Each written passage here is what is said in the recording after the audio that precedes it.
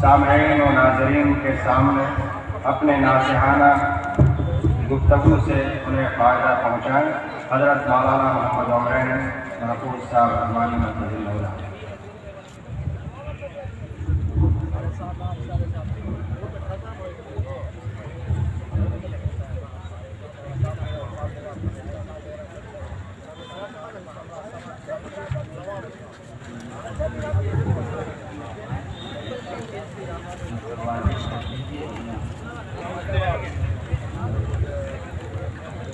الرحيم وبه نستعين والصلاة والسلام على سيدنا محمد وعلى آله وصحبه أجمعين أما بعد أعوذ بالله من الشيطان الرجيم بسم الله الرحمن الرحيم كونوا ربانيين بما كنتم تعلمون الكتاب وبما كنتم تدرسون صدق الله مولانا العظيم۔ ہمارے حضرت امیر شریعت نور اللہ مرقدہ کے دونوں فرزندان ارجمندان امیر شریعت برادر مکرم مولانا احمد ولی فیصل رحمانی صاحب اور جناب حامد ولی فہد رحمانی صاحب، اسٹیج پر رونق افروز معزز شخصیات، فارغ ہونے والے طلب عزیز اور آپ تمام قابل احترام بھائی اور بزرگوں، مجھے اس کا احساس ہے کہ وقت زیادہ ہو گیا ہے اور آپ لوگ دیر سے صبر اور برداشت کے مرحلے سے گزر رہے ہیں، اور ابھی آپ لوگوں کو حضرت امیر شریعت کی گفتگو سننی ہے۔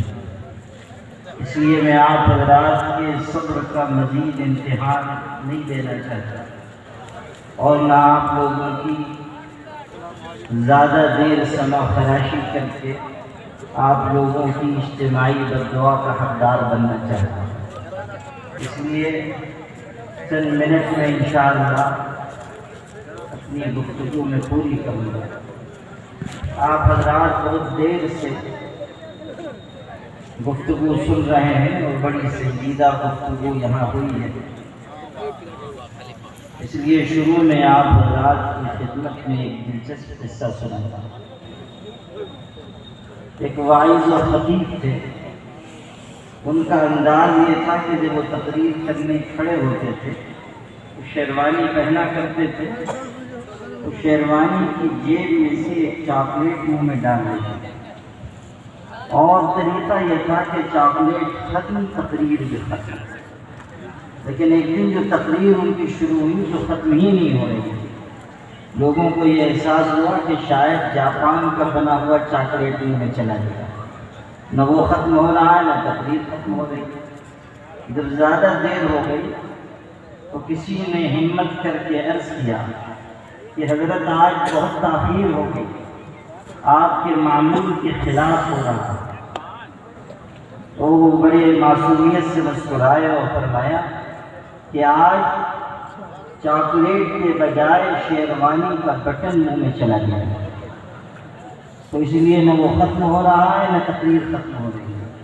آپ لوگوں کو میں اطمینان دلانا چاہتا ہوں کہ شیروانی غلطی سے میں نے پہنی ہے لیکن بٹن سب سلامت ہے، تو اس لیے آپ لوگ اطمینان رکھیے۔ انشاءاللہ میں مختصر وقت میں 25 منٹ مجھے دیا گیا ہے، اتنے وقت میں اپنی بات مکمل کر لوں گا انشاءاللہ۔ حضرات گرامی، آپ جامعہ رحمانی اور خانقاہ رحمانی کے اجلاس میں آئے ہیں، آپ کی یہ بنیادی ذمہ داری ہے کہ آپ یہ سمجھیں کہ مدرسہ کیا ہے۔ یہ بنیادی بات آپ کے ذہن میں رہنی چاہیے کہ مدرسہ کیا ہے۔ یاد رکھیے، مدرسہ اس روئے زمین پر ارادے کا مقصد بڑا عالم بننا، واعظ و خطیب بننا، زبانوں پر قدرت حاصل کرنا نہیں، بلکہ تمہاری زندگی کا مقصد تمہارے پڑھنے پڑھانے کا مقصد اللہ سے قریب ہونا ہے، ربانی بننا ہے، اپنے اندر اوصاف پیدا کرنا ہے، اپنے اندر مومنانہ صفات پیدا کرنا ہے۔ تمہیں دیکھ کر اندازہ ہو کہ سرزمین پر اللہ اپنے کیسے بندوں کو دیکھنا چاہتا ہے۔ انما المؤمنون الذين اذا ذكر الله وجلت قلوبهم واذا تليت عليهم آياته زادتهم ايمانا وعلى ربهم يتوكلون الذين يقيمون الصلاة ومما رزقناهم ينفقون اولئك هم المؤمنون حقا۔ یہ جو صفات ایمانی صفات بیان ہو رہی اور یہ جو بتایا جا رہا ہے کہ مومن کون، اللہ کا نام آئے اور اس کے دل میں خشیت پیدا ہو، خدا کا کلام پڑھا جائے اور اس کا ایمان بڑھ جائے، اللہ پر اعتماد و توکل کا سرمایہ اسے حاصل ہو، اس کی نگاہ صرف اللہ پر، خدا کے سوا چھوڑ دے سب سہارے کہ ہیں عارضی اور کمزور سارے۔ اور فرید الدین عطار کہتے ہیں کہ موحد کے برپائے ریزی زرش کہ فولاد ہندی نہیں پر سرش، امید و حراسش نباشت سے کس، ہمیں است بنیاد توحید و بس۔ انسان اللہ کو ماننے والا، خدا پر یقین رکھنے والا، اعتماد اللہ کے ساتھ جینے والا وہ ہے کہ اگر ساری کائنات کی دولت جمع کر کے اس کے قدموں پر ڈال دو یا فولاد سے بنی ہوئی تلوار اس کی گردن پر رکھ دو، تب بھی اس کی امید ایک اللہ سے ہوگی اور اس کا ڈرنا صرف ایک خدا سے ہوگا۔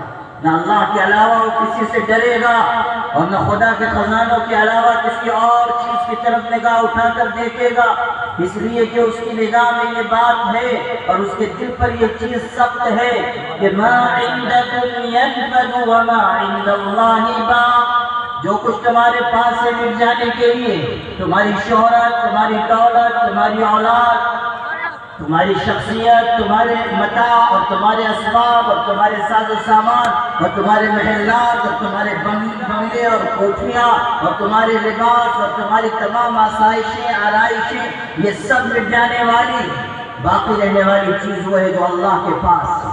کل من علیہا فان ویبقى وجہ ربک ذو الجلال والاکرام۔ روئے زمین پر جو جاندار ہے اس پر فنا آنے والی ہے، موت آنے والی ہے، ایک دن اس کو دم توڑنا ہے۔ جو ماں کے آغوش میں سویا ہے اسے قبر کی گود میں جا کر سونا ہے، اور اس وقت کوئی انسان یاد کرے کہ آغوش لحد میں جب کے سونا ہوگا، جو اس خاک میں تکیہ نہ بچھونا ہوگا۔ آپ قبر کی تنہائی میں کون ہوئے گا انیس؟ ہم ہوں گے اور قبر کا کونا ہوگا۔ ایک وقت آنے والا ہے کہ جب انسان پر اس کی اجل آئے گی، موت آئے گی۔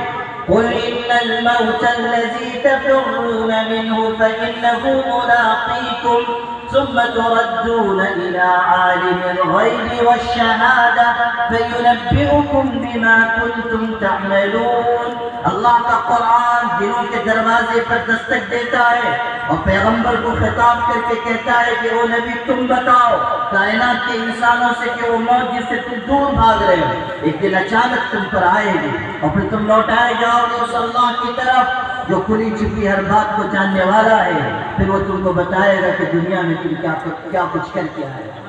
میرے بھائیوں، مدرسے کا مقصد، پڑھنے پڑھانے کا مقصد صرف ایک، وہ ہے اللہ والا بننا، ایمانی صفات اپنے اندر پیدا کرنا۔ یہ فارغین، یہ حفاظ، یہ علماء ہماری اس حقیقت کو ذہن میں تازہ کر لیں کہ ان کا مقصد زندگی بس ایک ہے، اور وہ بندگی، وہ خشیت الہی کا حصول ہے، وہ اللہ کے لیے جینا ہے، وہ ملت کی تعمیر کی اور سربلندی کی فکر کرنا ہے۔ ہماری زندگی کا مقصد ایک ہو اور وہ یہ کہ اللہ راضی ہے۔ قل ان صلاتي ونسكي ومحياي ومماتي لله رب العالمين لا شريك له وبذلك امرت وانا اول المسلمين۔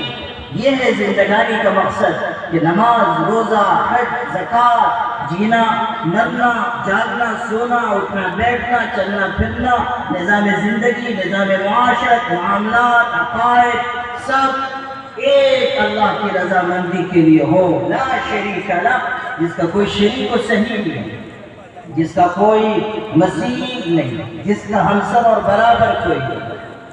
اللہ کا کرم ہے کہ اللہ تعالیٰ نے ایسا قیمتی ادارہ جامعہ رحمانی کی شکل میں ہمیں عطا فرمایا جس ادارے کی مثال دور دور تک نہیں ہے، جہاں سے ایسے افراد تیار ہو رہے ہیں جن کے اندر صلاحیت بھی ہے اور صالحیت بھی ہے، جن کے اندر ملت کو اوپر اٹھانے کا جذبہ بھی ہے، جن کے اندر زبانوں پر قدرت ہے۔ ابھی آپ نے سنا دارالحکمت کے طلباء نے کتنا بہترین مکالمہ قیامت کر دیا۔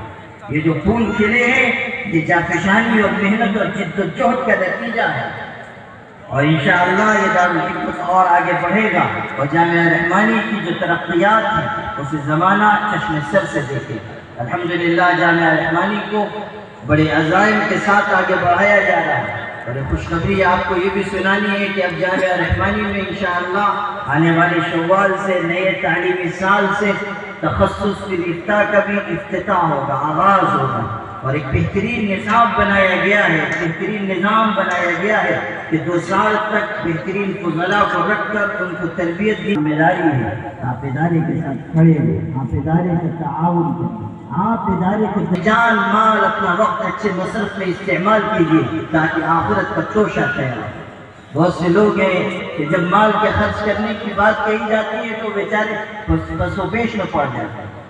کچھ ایسے لوگ بھی ہیں کہ جب ان کے پاس لوگ جاتے ہیں، مدرسے کے سفیر جاتے ہیں اور بات کرتے ہیں کہ مدرسے میں یہ ضرورت ہے، اچھے خاصے کھاتے پیتے لوگ ہیں، لیکن جب ضرورت پیش کی جاتی ہے تو بیچارے اپنی پریشانی اتنی بیان کرنے لگ جاتے ہیں کہ وہ مدرسے کا سفیر سوچتا ہے کہ کاش میرے پاس پیسہ ہوتا تو انہیں کو دے دیتا۔ زکوٰۃ کے سب سے بڑے مستحق تو یہی معلوم ہے۔ یہ جو کنجوسی ہم لوگوں کے اندر گھس آتی ہے، جس کے بارے میں إِلَّا مَنْ أَتَى اللَّهَ بِقَلْبٍ سَلِيمٍ، قیامت کے دن نہ مال کام آئے گا نہ بیٹے، بس وہ کامیاب ہوں گے جو سجا سورا دل لے کر جائے گا، صاف ستھرا دل، پاکیزہ دل۔ اس پاکیزہ دل کی تعمیر اللہ والوں کی صحبت میں ہوتی ہے، اللہ والوں کے فیضان نظر سے انسان کے دل کی دنیا بدلتی ہے، نہ کتابوں سے، نمازوں سے، نظر سے۔ اور ہمارے حضرت رحمۃ اللہ علیہ کا نہ ہونا ہم سب کے دلوں کو رنجیدہ کر رہا ہے۔ برسوں سے یہ معمول تھا کہ یہ حقیر تقریر کرتا ہوتا تھا اور اسی دوران حضرت رحمۃ اللہ علیہ تشریف لاتے تھے اور ان کے نورانی چہرے سے ہم لوگ فیض و برکت حاصل کرتے تھے۔ مگر آج وہ اللہ کی جوار رحمت ہے تو پورا ملک ان کی کمی کو محسوس کر رہا ہے۔ ایسا مرد حق، مرد درویش، خدا کی بارگاہ میں راتوں کو اٹھ کر رونے والا اور ملت کی سربلندی کے لیے اپنا خون جگر دینے والا اب کہاں ہم کو نظر آئے گا۔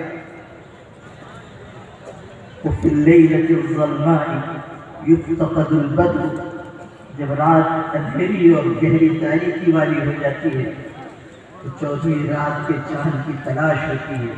آج پوری ملت اسلامیہ ہندیہ اپنے اس عظیم قائد سے محروم ہو کر اپنے آپ کو یتیم محسوس کر رہی ہے۔ ہم سب جنہوں نے ان کی انگلی پکڑ کر چلنا سیکھا اپنے آپ کو یتیم اور لاوارث محسوس کر رہے ہیں۔ اللہ تعالیٰ اپنے فضل و کرم سے ہمارے حضرت رحمۃ اللہ علیہ کی قبر کو جنت کا باغ بنا دے اور اللہ تعالیٰ ان کی خدمات جلیلہ کو بے انتہا قبول فرمائے اور ان کے فرزندان کو اللہ تعالیٰ استقامت، نیک ہدایت اور ملک و ملت کی تعمیر و تشکیل کا موقع نصیب فرمائے۔ وآخر دعوانا ان الحمد للہ۔